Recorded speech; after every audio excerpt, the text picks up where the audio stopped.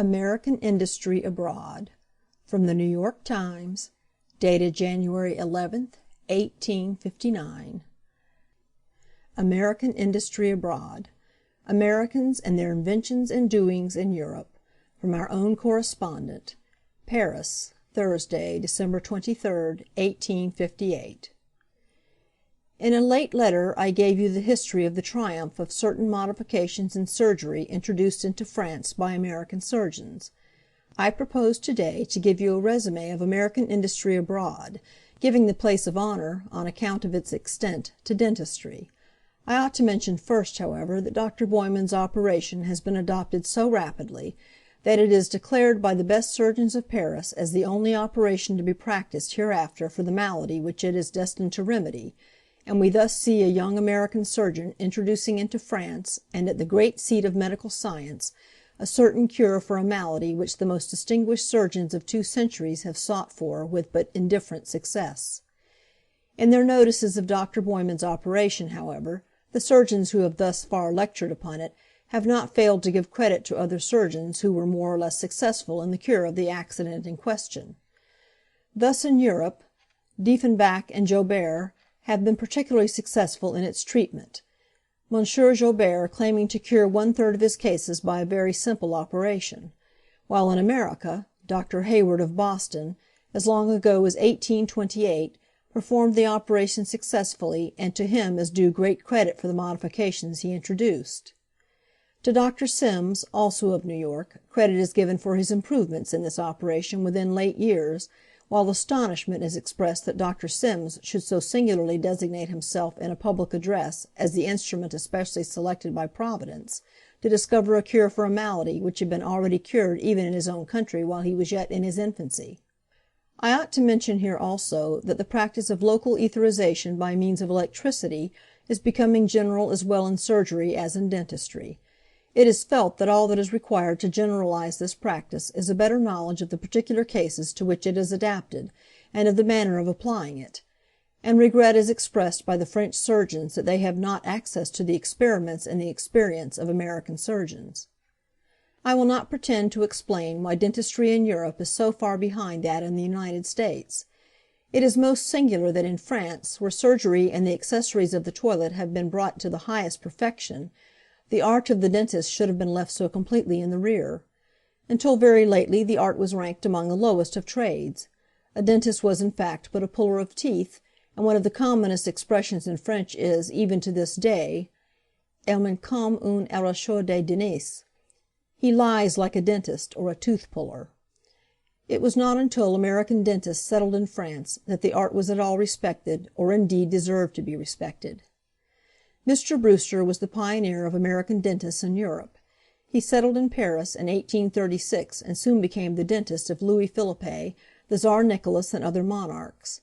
He was bought out by Mr. Thomas W. Evans of Lancaster, Pennsylvania, in 1850, who, with his brother Theodore, now continues the business. These gentlemen not only maintain the position ceded them by Dr. Brewster, but they have extended it. They are the dentists to the courts of France, Russia, Bavaria, Würtemberg, and, I believe, of Belgium and Saxony. With such high protection it may be readily conceived that the practice of these gentlemen is immense. Besides the Legion of Honor granted to the elder brother by the Emperor of France, both the brothers have received decorations and rich gifts from the other monarchs by whom they are employed. They have just built on the Avenue de l'Impératrice a private residence, which is an ornament to that new and elegant thoroughfare. Mr. James Fowler, formerly a partner of the deceased Harvey Burdell, afterwards established in Bleecker Street, New York, came to this city 4 years ago and went into business as a dentist on the Boulevard des Italiens in partnership with a French merchant by the name of Prater, the latter furnishing the funds for the establishment of the house.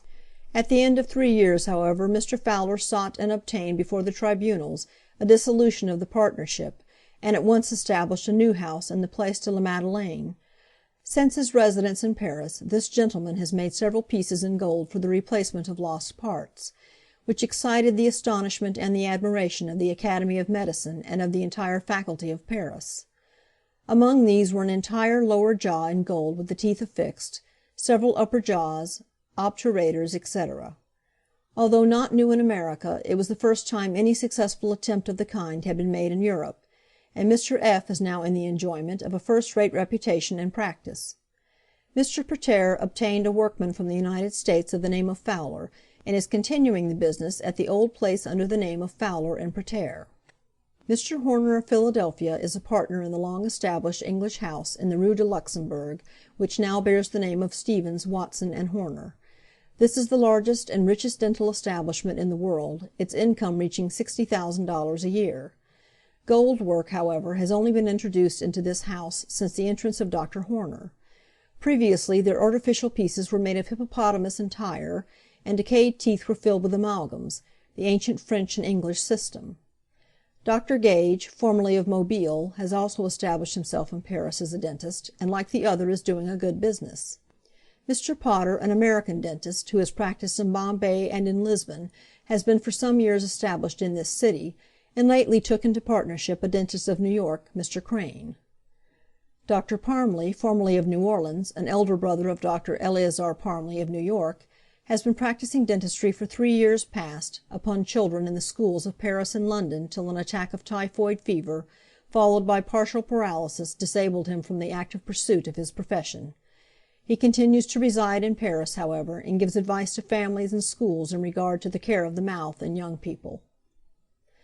A gentleman who announces himself to the public as an American dentist, Dr. Koff, formerly of the United States, late dentist to Her Majesty the Queen of Spain, has established himself in Paris within a month.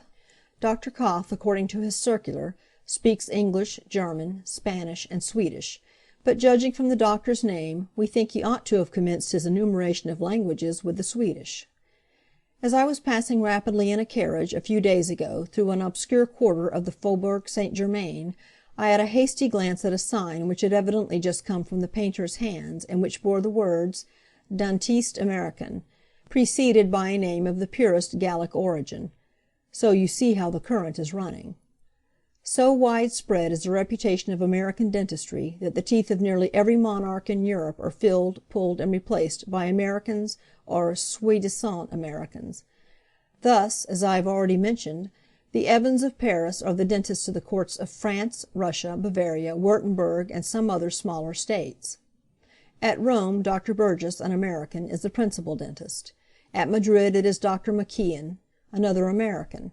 The principal dentist of Berlin is Dr. Abbott, of Bangor, Maine, while the court dentist is a German who studied in America and who calls himself in consequence an American dentist. At Vienna, where it is almost impossible for a foreigner to get permission to do business, Dr. North, also of the state of Maine, has rapidly gained the first position among the aristocracy, although he has not yet arrived at the court. When he first went to Vienna, Mr. North was obliged by the police restrictions from giving any publicity, either by advertisements or by a sign at the door. While stowed away privately in the upper part of a house, wondering whether his enterprise was going to fail or succeed, he was one day surprised at receiving the visit of Prince Lichtenstein, who came to get work done. The American complained of the rigors of the police, and the Prince said to him, "Never mind the police. Take a house to suit you, put your sign out, and if they trouble you, come to me." Mr. North did as the Prince advised. The Prince sent his daughters and others of his relatives and acquaintances, and from that day the fortune of Dr. North was a fixed fact. He numbers now in his protectors not only the Lichtensteins, but the Metternichs and the Schwarzenbergs.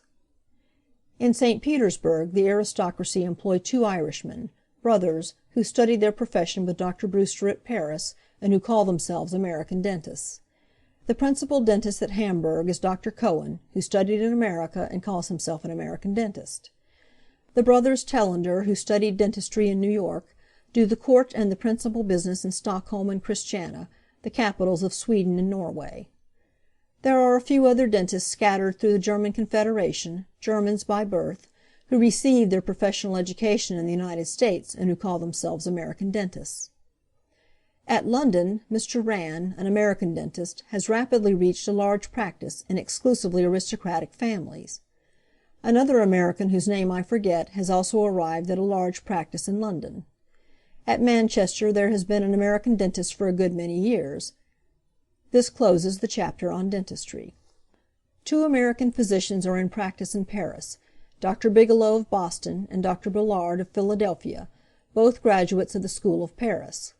The latter gentleman, however, is of French origin.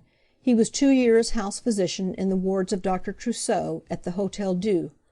Both these gentlemen are doing well, but fortunately for the small American colony in Paris, their business is not confined exclusively to their countrymen. We have no American lawyer in Paris, although we need one, but we have 2 ministers and 2 places of worship regularly established. The chapel built by the Americans in the Rue de Berry last year continues under the pastoral charge of the Rev. Mr. Seeley. The Episcopalians, however, have organized a congregation and secured a place of worship in one of the upper rooms of the Church of the Oratoire in the Rue Saint-Honoré. From a dozen members 3 months ago, this new congregation has reached nearly 100.